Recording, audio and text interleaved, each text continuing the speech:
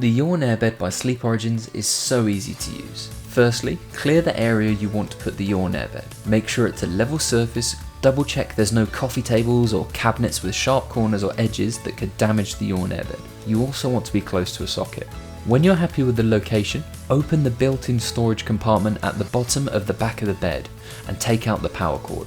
Plug it in and switch on the socket. Now, back on the YAWN, next to the storage compartment, you need to twist the control knob to the inflate position. In less than 5 minutes, it will be completely inflated. You'll know the YAWN is ready because you'll hear a high-pitched tone from the motor. Now, make sure to switch the control knob back to off. If you just turn it off at the socket, the YAWN Air Bed will slowly deflate. Now, you can unplug the power cord and put it back in the storage compartment until you're ready to deflate the bed.